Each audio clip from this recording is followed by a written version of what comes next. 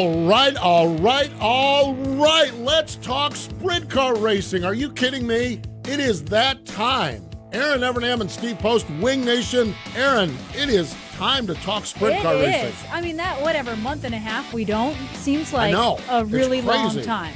I mean, it's just like I don't know. I'm just ready to go. I mean, I got some racing in this past weekend, too. Already. I mean, you want to talk about ready to go. I mean, I went to Screven, and I ate, and I saw races, and I ate, and I saw races, and then when we got done, we ate again. And I was just going to ask about that. I mean, I want to hear about the racing, but the food, those posts that you put out. The guy that runs that racetrack, Red, I don't know anything about him. Well, I do know a couple things about him. He's a good cook. He's a good cook. He loves to cook. And it's like, I think the guy should be in the restaurant business with the side of a racetrack instead of a racetrack with a concession stand, but I'm glad. No, it was great. It really was. It was great catching up with everybody. Yeah. And that's what this time of year is. It's like catching up with everybody, sitting down with you across the table here, just kind of, man, thank God sprint car racing is back. Seriously. And I feel like I didn't get to one sprint car race last year. You and I were talking about that. It's just, I mean, and I hadn't been, I went to Pennsylvania Speed Week and I went to some local stuff, but like I hadn't seen the World of Outlaws since Volusia last year. I mean, I did see it at Lakeside one night, but but little, I saw a lot of Flow and Dirt Vision and all of them. We're lucky with that. Yeah. I mean, my God, we're overflown with that. Yeah. Holy mackerel. I mean, you can't turn on Flow racing without a sprint car going by. Which is great. And Dirt Vision, they've added tracks. I mean, it's going to be like, oh my God, it's going to be, it's crazy, but it's really good. But yeah, really great to be at the racetrack. Really great to catch up with people. The sprint car world, we talk about Wing Nation, and it's a nation. It should be winged community, winged family, winged all of these things. And when you get these early season races, it's like a reunion. It is, and everyone's not super stressed. It's a new year. They got a clean slate. Everyone's in a good mood. Everyone's going to win every race. Yeah. Everyone's going to win the Nationals. Everyone's going to win both Kings Royals. Everyone's going to win. I mean, everyone's going to guys are going to sweep Pennsylvania Speed Week. You know, I mean, everyone's they're not worn out. They're not worn out. They haven't had their teeth kicked in yet. You know, I mean, exactly. And then they fire. Then they put heat in the motors, and it all goes down the tube. It is great. This is, if you have just stumbled in, well, you don't just stumble into podcast. Maybe you do on MRN, okay? But you don't just stumble into podcast. Wing Nation, talking sprint car racing, and that's what we're going to do. We have got the king of Down Under this year, Brock Zirfoss. Yeah. How about that? That was impressive. Yes, and Aaron Reitzel going to join us. Both those guys part of the rookie class for the World of Outlaws. Big class this year. Yes, absolutely. So that's what we're going to do. That's what we're going to chalk with here today. And again, we're so glad that you joined us. Let's take a look at our Hepner Racing Products Hot Topics, HRP Racing Hot Topics, okay? One of the things in chatting with everybody at Screven, when you start to put it all together, Aaron, all of a sudden you realize that there's a lot of good happening across the board in sprint car racing. Okay, World of Outlaws. 16 full-time teams. When was the last time there was 16? I really believe, I'm glad they have 16. Yeah. And I'm glad they have the depth that they have. I worry when we get to this that it's just a few too many. Not a few too many to travel up and down the road. Here's the problem. Local racers, when the World of Outlaws come to your town, I love 12 World of Outlaw guys because your field is 50-50 or maybe 14 World of Outlaw guys. The problem is now for the local racer, you're like, there's only going to be 8 spots in theory. There's World of Outlaw guys that fail to qualify. Yeah. I get that. But I kind of like it. I'm fine. I'm fine with it. But there used to be some tracks you'd go to where if you only had 12, you could almost barely fill the field with locals. I mean, it only happens on occasion, but I like the depth. Yeah, I do too. I mean, I'm all right with it. I think my sweet spot is about 14. Yeah. But more power to them. Yeah. And when you look at it, okay, you got Brad Sweet, Logan Short, Donnie Schatz, Sheldon Hodenshield, Carson Macedo, David Gravel, Jacob Allen, Craig Kinzer, Jason Sides, Wayne Johnson, Mason Daniel, and Bill Rose. Okay. 4 Kevin Gobrick rookies. Parker Price Miller, James McFadden, who's going to join the tour in a few weeks. We have Casey on our Sage Fruit show this weekend, and he kind of breaks that down a little bit. Aaron Reitzel and Brock Zirfoss. That is a spectacular rookie class. Yes, it is. Okay, so when you look at sprint car racing as a whole, World of Outlaws are stout. Yep. I mean, they are really stout. Okay, we mentioned Aaron Reitzel, is going to run World of Outlaw Rookie of the Year. Aaron's a 3-time champ of the All-Stars. Well, that takes him out of the mix there. So you have Corey Eliason, Zeb Wise, Skylar G, Greg Wilson, Justin Pack, guys coming back. But listen to this new for the All-Stars. Tyler Courtney, Brent Marks, Bill Baylog, Lucas Wolf, Kyle Reinhardt, Ian Madsen. I mean, and then others. I mean, I'm just skimming the surface. And I'll be honest with you, I wasn't even going to put Reinhardt's name in there except for the last 10 laps of Screven, where old Aaron had another caution and he'd have been running for second. Absolutely. I mean, Reinhardt was Donnie's shots like in the middle groove. It's like, son, I mean, just easing it in the middle, right off from the rear of the guy, and then through the middle of the corner, driving around him and coming off the corner and being calm. Yeah, a little Lance DeWeese. Yeah, exactly. Yeah. Reinhardt was that's Lance Donnie shots in the middle there, and so Reinhardt, and we'll talk about him as the season unfolds. I know we'll talk about him because he's going to be winning races. Okay, so we mentioned Bill Baylog with the All-Stars. Okay, so let's go up to Steve Sinclair's area. The IRA bumper-to-bumper sprints. Bill Baylog is a 10-time champion. Well, the Scotty Neitzel, Jake Blackhurst, Russell Borland, Jeremy Schultz, Sean Ray Hall, that group of guys, they're all like, Finally. That nightmare from the North Pole is gone. And then what they've done up there, okay, and 2 of our partners got together with them because Wisconsin has this spectacular MSA 360 series. Yes. I mean, there's 40 sprint cars up there running 360. So Steve Sinclair has gotten with Sage Fruit and HRP and put together a really good rookie plan. And all of a sudden, some of these 360 guys are like, hey, maybe we need to go 410 racing. The Sage Fruit HRP Top Apple Rookie of the Year program. I like that, the Top Apple. Okay, so we look at that. Okay, Lucas Oil ASCS National Tour. I chatted with Sam Haferteep Jr.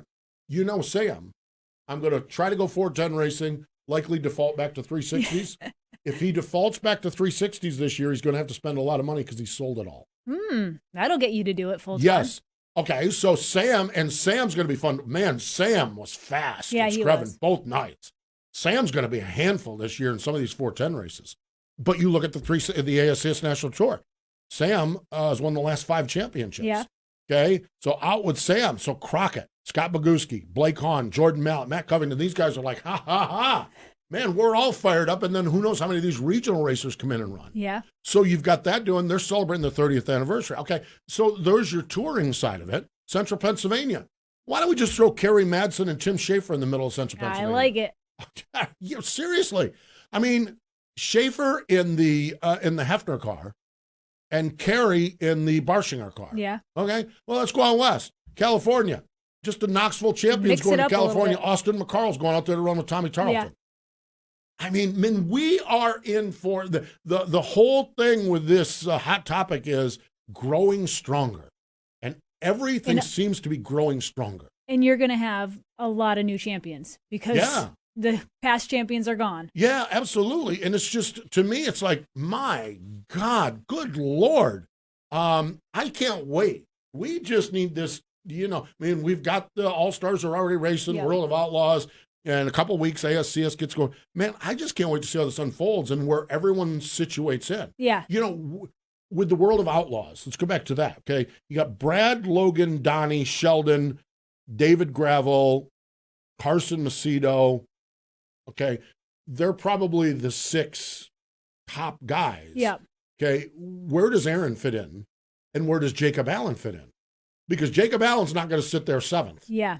He's not, that cat's going to win a bunch of races. And Reutzel's, yeah. And Reutzel's going to fit in there too. So how does this all shake out? I mean, I don't know. I'm so geeked up about it. It's going to be so cool. It really, truly is. And there you have it, our HRP, Hefner Racing Products Hot Topics. I was in the pits. I'm telling you, Erin, I was in the pits at Screven. And HRP stuff is everywhere down there. Oh, yeah. And we talk about, and we'll talk throughout the year about the mules, okay? But they're shop and trailer accessories, okay? They know sprint car racing. Therefore, they know what's best for your team. No other accessory can match quality performance and design, and top trailer manufacturers use HRP accessories to outfit their stock and custom-built trailers. And they're always adding, like, new cordless drill charging stations, sleek in design. They hold 2 cordless drills, impacts or flashlights, and the battery chargers. It keeps clutter from their workbench. The roster includes something for every racer, team, trailer, and shop. So don't settle for anything less than Sprint Car Racing's #1 accessories manufacturer. Learn more at www.hrpracing.com. Just like racing components, Aggressive Hydraulics purpose-builds hydraulic cylinders to perform for customer-specific applications. They design and manufacture mobile-style, single-stage cylinders, as well as multi-stage telescopic cylinders. It's a no one-size-fits-all approach with Aggressive Hydraulics. Hydraulic solutions for virtually every industry that uses hydraulic cylinders. They proudly design and manufacture all cylinders in the United States. Check out the video of their story at aggressivehydraulics.com. Circle B Diecast is the new diecast outlet from Plan B Sales. What started as a Lionel and Chase Authentics apparel distributor has grown into the largest distributor of diecast and now includes Auto World, Greenlight Collectibles, Brand Art, Sam Bass Artwork, and University of Racing lines. They have a huge inventory. The folks at Circle B Diecast love racing, and they support drivers like Kyle Larson, Ricky Stenhouse Jr., Christopher Bell, and many others with sponsorships and partnerships. On orders of $20 or more, use promo code MRN for free shipping. You can check them out at www.circlebdiecast.com. So I mentioned Circle B Diecast is the new. Okay, I mentioned all the food down there. Yeah. Okay, so we were in the chow line waiting for it to all unhappen. And up on his four-wheeler came our first guest. Oh, yeah? Yeah, Brock Zirfoss, Ty, and the whole gang. And so let's go to the hotline, the Zoom line, if you will. And Brock joins us here on Wing Nation. Hello, Brock. Welcome back to Wing Nation. Hey, what's up, guys? How was your shrimp? Oh, my dude. The shrimp was unreal. I mean, that was an incredible spread of food. I mean, I've never seen anything like that at a racetrack. Yeah, you're telling me, man. I definitely wanted to get like 2 or 3 plates, but I knew I had to race that night, so I needed to fit my suit and the seat, so needed to cut back a little bit. What was your strategy, though? Because you got to watch the heavy stuff like the potatoes and the mac and cheese, but you got to get the shrimp, but some pork. What was your strategy on the plate here? Your proportions. Oh, dude, man, there's no strategy there, man. I love potatoes and mac and cheese, so as it is. So No. I had to try a little bit of everything, but they definitely went a little heavy on the mac and cheese. But I wasn't complaining. I did that too. My God, I love mac and cheese. Oh my God, it's great. It really is. Brock, I know we're talking about Screven, but I want to go back just a little bit. You went to Australia and you won the Western Australia Speed Week Championship for Sean Cairn. How in the wide world of sports did this happen? Because I guess it happened in a rather quick period of time. How did this all come together? Man, honestly, it was about a week or two before Thanksgiving, and Linton Jeffrey just texted me out of the blue and said if I had an opportunity to get over there, if I'd want to go. You know, obviously I've always wanted to go over and race, so I told him, yeah. We didn't really have a plan of what was going on at that moment. We were just trying to find somebody to pick me up, really. So it actually went through 3 different teams, and Sean Cairn actually said no the first time, and we missed. It went through 2 other guys, and they said, or they were going to do it, and then backed out at the last minute. And fortunate, Sean stepped up and had some equipment there. It was just a matter of how fast he could get it together and if he wanted to do it. So fortunate for me, he said yeah. And I mean, the first time I actually talked to him was Thanksgiving night. And even then it wasn't a set in stone deal. So I talked to Sean, we kind of talked for a little bit and decided, if we wanted to do this, and he was going to take a day or two and get everything together, see what all he had and what it was going to take to get over there and race properly. He didn't want to just throw something together and just run half-assed. So he wanted to do it right. And he said he was going to go into the shop and look and see what he had. He called me the next day then and said, we're going to do it. So that was probably about the start of it, which was the next day after Thanksgiving. Hell, I left December 7th. So it was a lot of work to do in that short amount of time. Oh my gosh, that's incredible. And especially with COVID, it's not like you just hop on an airplane anymore and go where you want. So Brock, you get there. It's your first time, you said, in Australia. Yeah. Tell us about the experience, driving for Aaron over there, having the success, it's a little bit different racing over there. I know in an article you mentioned the dished wings, the tires are different. Just talk about the overall experience you had, obviously very successful. Yeah, the whole experience was really cool. I've never been over there, and much less flown internationally. So that was my first international flight and everything like that. So it was pretty cool. It was way different to show up at JFK and have about maybe 3,000 people in there. Normally there's lines at every area trying to get in there for international flights. So it was kind of weird how dead the airports actually were. But you know, just the flights in general, that all stuff went easy. It was the 14-day quarantine that kind of drove you crazy. But you know, once we got off the airplane in Australia, they shipped us right on a bus and took us straight to the hotel. There was no sightseeing or anything like that. It's pretty intense over there. So there was military involved in everything. We had a police escort and everything on the bus to the hotel and everything like that. So it was pretty wild. But yeah, I made it till about day 10 before I started going insane. But it's pretty hard to try and keep yourself busy locked in a hotel room for 14 straight days. Mm. What do you do as far as food and stuff like that? Do you order it in, and how did all that stuff work while you're not in quarantine? Of course, we're worried about food again. I'm still worried about food. No, I mean, but how did you how did that all work? Yeah, so pretty much you got 3 meals a day, one at 7, one at 12, and one at 6 p.m. Whoa. But you didn't get a choice to choose anything. It was you get what you get. Now the first day I got breakfast was a tomato and cheese croissant, which I never heard of before, but apparently that's pretty common over there. But actually wasn't too bad. The food wasn't that bad at all, but I spent a lot of money on Uber Eats for sure, trying different things. No mac and cheese, it doesn't sound like. No, there was no mac and cheese, a lot of pizza, some wings, and you know, a little bit of American food, but I ventured out, tried some Australian stuff too. Good deal. That's awesome. So you have the success over there. You win the Speed Week championship. Talk about just what that does for your confidence. It was a whole new situation, new country, all these new things, but yet you came out and were so successful. Yeah, I mean, you know, you go to any racetrack, you know you can win, but to go to a different country and you know, never see that type of racing other than on the TV or something like that, you know, you don't really know what to expect. So I knew once I got out of quarantine and seen the equipment that Sean had, I knew we were going to be able to be competitive right out of the box. It was just a matter of if we can gel together right away and you know, get that chemistry going as fast as possible.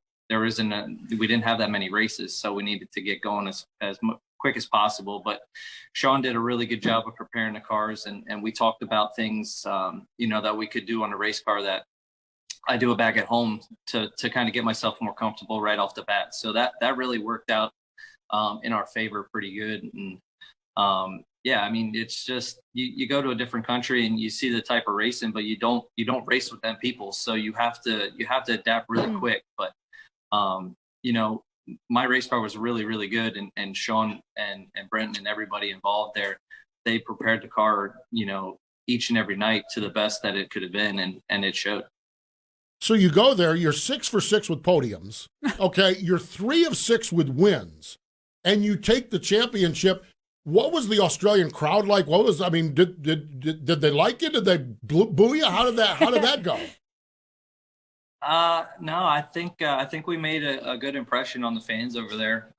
You know, I just took each and every moment, you know, in for myself and used it as an experience, and just appreciated to be able to be over there. Main thing, you know, without the Kendricks or Linton Jeffrey or Sean Caron and their family bringing me over there in such a weird time in this, you know, in the country and in the world with the pandemic and everything going on. You know, you don't think that you're going to be able to do something like that. So it was just kind of odd to be able to even be over there. But at the same time, I was very fortunate that they believed in me, and I was able to go over and race in front of the Australians, which is something I always wanted to do. And I always keep mentioning that and stuff like that. So, no, I mean, they really embraced what we did. You know, even I think a lot of it came from running the 95, which is a very special number for Western Australia with the Cricky family, and Daryl Cricky drove for Sean. And when he passed, that was really tough on everybody over there. So it was cool to be able to represent both families and represent the number the way that Daryl did. And I think the fans appreciated that too. Yeah, that gives me chills right there. That's good stuff. That is really good. So you come back from Australia with all this great experience, a wonderful accomplishment. You're in Florida now, prepping for your rookie season with the World of Outlaws. Talk about what it feels like to be back. You've obviously ran Scriven and got a little bit under your belt. Talk about your thoughts going into this big year. Yeah, I'm definitely excited. Obviously going over to Australia and racing and doing as well as we did. Get out of here. Let me guess. Ty? Is that Ty? Yeah. Yeah. Imagine that. It's always got to be a goofball. It was definitely fun getting over there and racing and to do as well as we did. That's just a big confidence booster for me, especially going into the biggest race season I feel in my career. And racing with the World of Outlaws is something I wanted to do since we started racing. I mean, I grew up in the Williams Grove infield and was playing, and I make a little dirt track in the infield while the Outlaws were there, watching Steve Kinzer, and everybody like that. So it's something that I always wanted to do.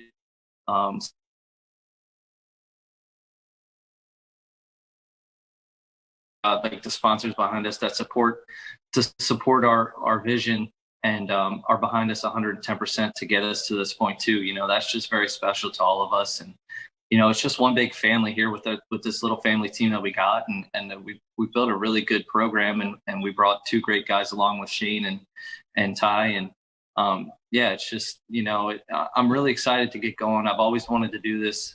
The Rookie of the Year battle is going to be one of the toughest in a long time. Mm-hmm. And, just the field alone with the Outlaws is 16 cars on tour. And it's just, it's going to be brutal for sure, but I'm definitely excited. I know I have a really great team behind me. And I know when we go to these places that I haven't seen, I know Shane and Ty are going to give me a car that's going to be able to compete. We mentioned Ty Wolfgang, of course, he's been around for a while, and Shane Noisy Bowers, okay? How important, though, is that with this new adventure you have to have the constant of crew guys you've been working with for a while? Oh, it's huge. It's hard to find good help, much less find anybody that wants to work on race cars anymore. A lot of teams are struggling to find guys to work on their cars right now. And, fortunate I'm able to have two good guys with me and they, they've been together. We've been working together for the past two and a half years. So it's been really good to keep the chemistry going. We all know each other. We all know what our jobs are and it kind of clicks and it just flows, which is really important. Aaron knows this for sure too. It's so important to have a good flow on the road and you can't have any hiccups. So you have to make it run as smooth as possible. And when you have people that work together day in and day out, they know everything about each other. It makes that area go so much. Brock, when you set out on a new adventure like this new series full time, do you set specific goals? Or are you just a racer who you have high expectations every night? I know it's kind of hard with, the World of Outlaws. They run so many nights that it's hard to set specific goals. But this year, do you have any expectations?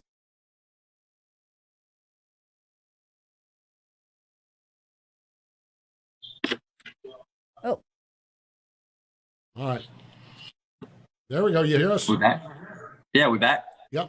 Goals and expectations. Right. Yes.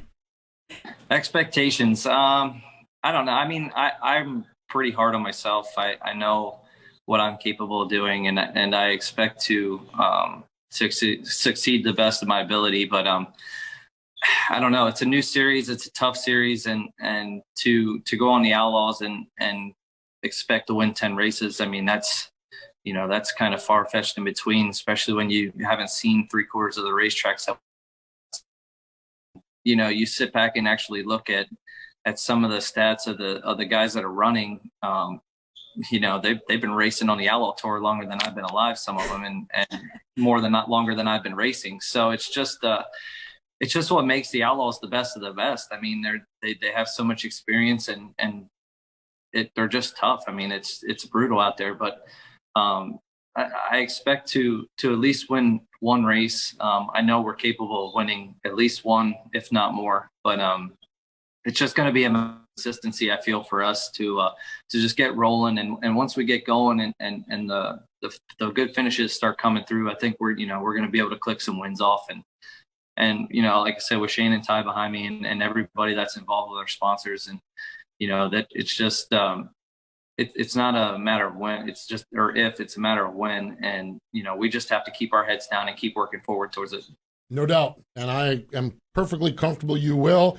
A World of Outlaw winner back in 2017, as well as the Port Royal Speedway track champion in 2017. So winning is certainly in your pedigree, that's for sure. Brock, we appreciate the time. Thanks for joining us via Zoom. Tell those crew guys to settle. They can come off from quiet under the bed. Yeah, they can come off.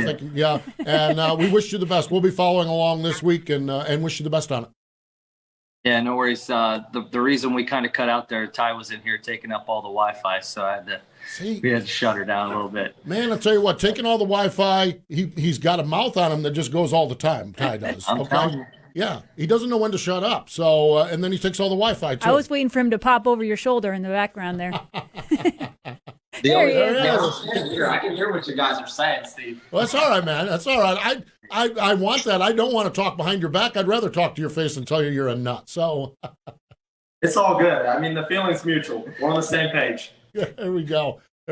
Guys, we wish you the best. Have fun at Volusia and on throughout, but thanks for the time. Thanks, guys, for having me on. It's always a pleasure. There we go. Brock Zirfoss. Boy, I'm telling you, man.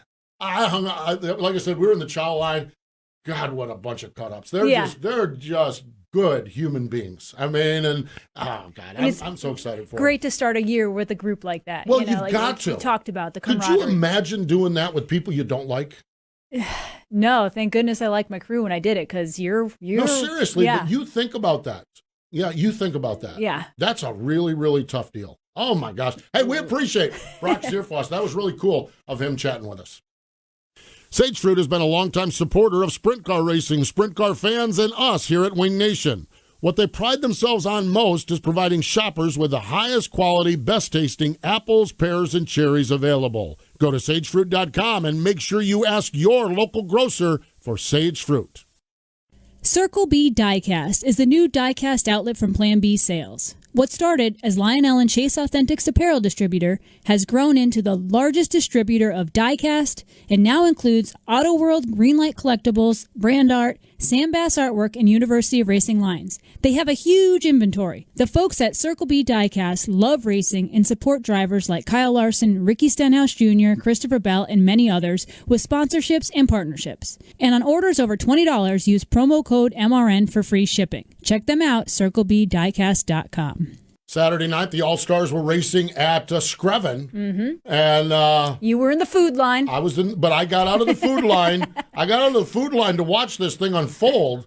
And midway through, all of a sudden, Reutzel just found another gear and was gone. And he joins us now on the hotline. Hello, Aaron. Welcome back to Wing Nation.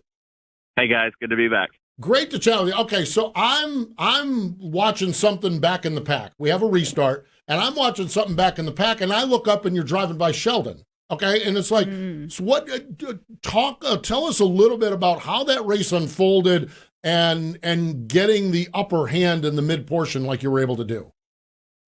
I mean, no, early you could kind of just run around everywhere. The whole track was just kind of dirty, and it was about just keeping your momentum up. But I think we were probably a second place car at that time. Sheldon was pretty good whenever you could just run around. And then the bottom kind of cleaned off, and I felt like my car got way better just kind of sitting on the bottom. And I saw myself catching him before that yellow came out, and I was trying to figure out how I was going to pull the trigger and get by him without him seeing me creeping down there and blocking me. I was hoping to do it in traffic, but I think he kind of slipped off too a little bit, and I was able to get a good run and get by him. And then traffic was about to get really crazy there. I felt like all the guys were kind of sitting in my line, and then I felt like was going to have a clean racetrack. So I think it was going to be pretty wild there if he didn't spin out. What an awesome way to start off your year with Roth Motorsports. I know you ran Arizona, but How much of a relief and how satisfying is it to get a win with them so early on? It really is, especially for me and Dylan to come in and them to allow us to do our program, bring our program with us and, change a lot of things that they've had for years. You kind of want to prove to them that it was worth doing. And, it was a relief to get a win out of the way. But, Arizona, we weren't all really that good. We started out the night great. It was A mains were kind of a little different, and we were just missing it a little bit. So kind of get you a little nervous, but, we made a few fine changes in this last week, and I felt right at home, just like it was the end of last year where we were really good at the end of the year. So really excited to get this year started, and I feel like we're going to have a good year. You mentioned Dylan. Dylan Buswell is a crew member that's been with you for a little bit of time. When you have a situation like this, you are going to the iconic number 83 Roth machine, okay? They're talking to you, and you've raced with them a little bit.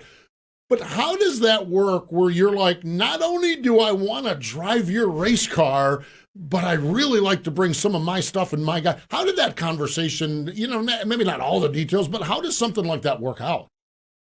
Luckily I was fortunate enough where when we were throwing back and forth on me coming over there, that was one of the deals that they said that they were willing to do. And that was kind of like my selling point where, man, I'm not going to have a better opportunity to go for, like you said, an iconic team like that that's been doing it for years, allow me and Dylan to come in and do what we know and go outlaw racing. There's not too many opportunities like that are ever going to come around. So it was something that we definitely jumped on when the opportunity presented itself. And I couldn't be more grateful for Dennis and Teresa and Todd Venturo for allowing us to come do this, and couldn't be more excited.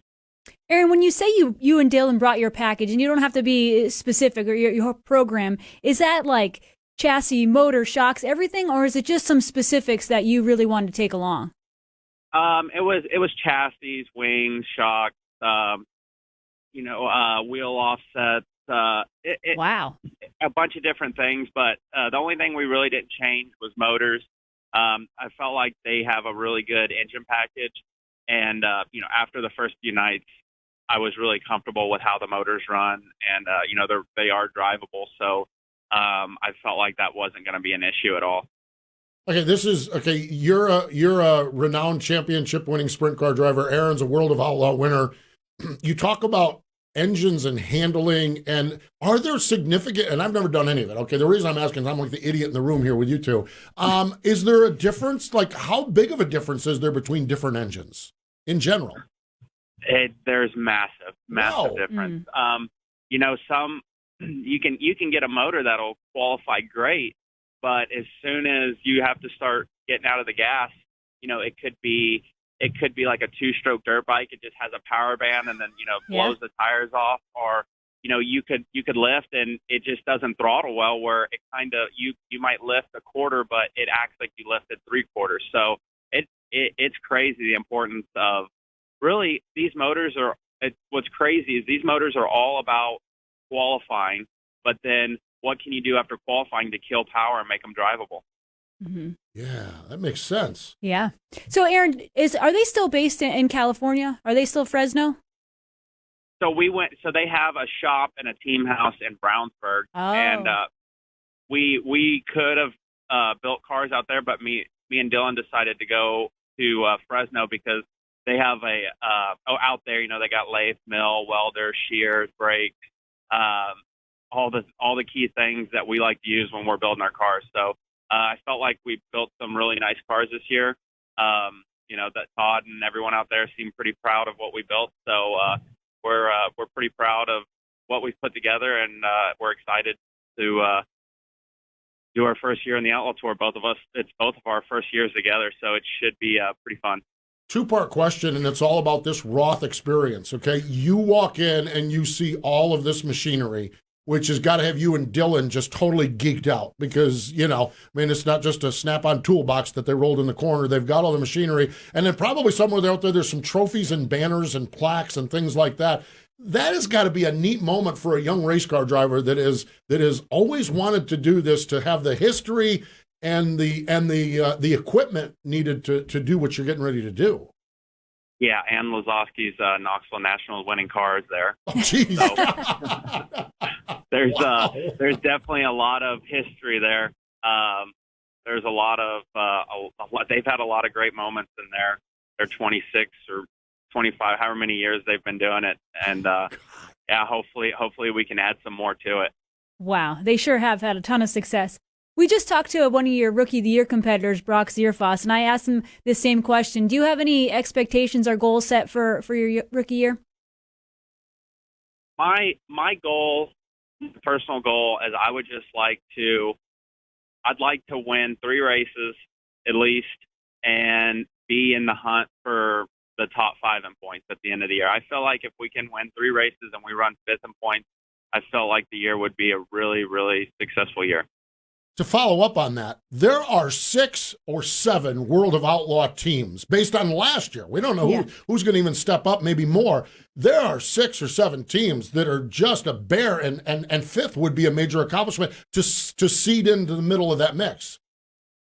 Yeah, that's what I feel like. I mean, you look at 5th the last 3 years, and just look at the stats that they put up to get there, and it's going to be tough. It is going to be a really tough year. But I feel like if you, like I said, if I could walk out of there with 3 wins and top 5, I'd be really, really satisfied with my year. I like that.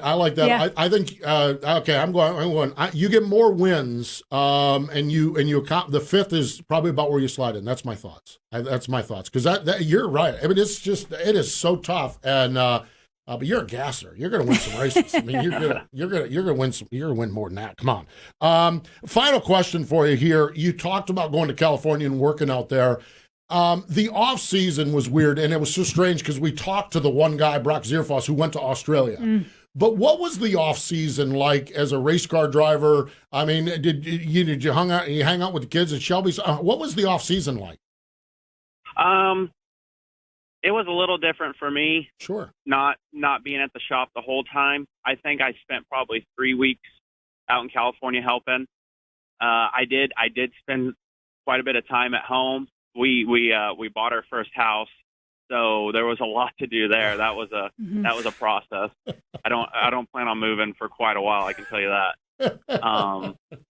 So it was a different off season for sure. We were spoke at the end of the beginning of 20. We had all these plans of me and Dylan going back to Australia and racing 20-something races, and we didn't get to do that this year. So it wasn't what I expected it to be, but all in all, I felt like it was a successful off season. We got a lot done at Ross, and then I got a lot done family wise. Is there a karting track or a garage there for Carson's racing endeavors at the new house? Yeah, we have a 3-car garage. It's already full, so I'm gonna have to get a shop here soon. Oh my gosh! Well, I'll tell you what, we're excited to see how this all plays out for you, Aaron. We appreciate the time. We wish you the best this week, starting at Volusia and then on throughout the season. But thanks for the time as always, and always good to chat with you. Yep, thank you guys for having me on. Man, Aaron Reitzel, Aaron. Yeah, he's going to get more than 3 wins. Come on, he might have that by March. Yeah, exactly. I mean, he is a gasser. He is always fun to watch. The point thing, I think that's probably a fair assessment. He's going to get more wins than that. My gosh, come on, he's not. He's got it. He will. Yeah. All right. Trust me on that. Take that to the bank. Hey, really cool stuff. Love getting the chance to talk to Aaron Reitzel. Aggressive Hydraulics provides solutions for virtually every industry that uses hydraulic cylinders. For instance, agriculture, construction, defense, emergency services, energy, food processing, forestry, marine, mining, railway, and even truck equipment. They design and manufacture mobile-style single-stage cylinders as well as multi-stage telescopic cylinders. It's a no one-size-fits-all approach with Aggressive Hydraulics. Check out their story at aggressivehydraulics.com. For a year-round high-quality eating experience, look no further than Sage Fruit apples, pears, and cherries. Not only is their produce healthy, but they are grown with such care and precision that you can count on each piece of fruit having exceptional flavor. Sage Fruit, it's our first choice for quick and easy snacking. talking to Zearfoss and Reutzel. We just need to get. The good news is we got Flow Racing tonight. I know. I don't think Brock is racing tonight. I know Aaron's not running until Volusia, but we've got to East watch Bay. some. Yeah, got East Bay, baby. Right now, All-Star Circuit of Champions. Hey, our National Sprint Car Hall of Fame and Museum birthday calendar. Ray Lee Goodwin would have a birthday yesterday. The dude. Tomorrow, I sat with. Listen to this. Okay, now listen to this. I put it on my Twitter machine.